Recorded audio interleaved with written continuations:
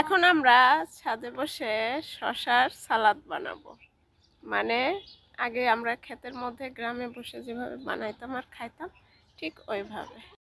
প্রথমে শশাটাকে খুব ভালোভাবে ধুয়ে নিয়েছি যাতে কোনো ধুলাবালি না থাকে, তাই এই তো। তারপর কাটার পালা। সবাই মিলে এখানে শুকনো মরিচ, সরিষার তেল, তারপরে লবণ, চালতা সব কিছু নিয়ে এসেছি। আমরা সব কিছু একসাথে বানিয়ে খাবো, তাই দেখি কেমন লাগে, খেয়ে জানাবো।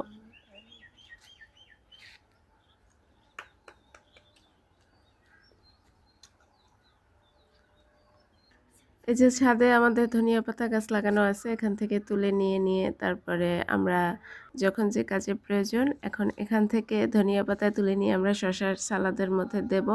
আবার এটা রান্নার সময় তরকারিতেও দিয়ে থাকি। তো এভাবে কাদের বাসার ছাদে ধনিয়া পাতা গাছ লাগানো হয়েছে জানাবেন কি। শশাটারে ভালোভাবে কুচায় এর মধ্যে তেঁতুল, লবণ, শুকনো মরিচ আর সরিষার তেল দিয়ে তারপরে এটা ভালোভাবে এত সুন্দরভাবে মাখায়, দেন ফিনিশিংয়ে ধনিয়া পাতা দিয়ে মাখায় তারপরে আমরা খেয়েছি। অসাধারণ টেস্ট লেগেছে, আমার কাছে দারুণ ভালো লাগছে। আমার প্রিয় বন্ধু বান্ধবীরা, আপনারা এভাবে একবার খেয়ে দেখবেন কেমন লাগে, তারপর কমেন্টে জানাবেন। টাটা।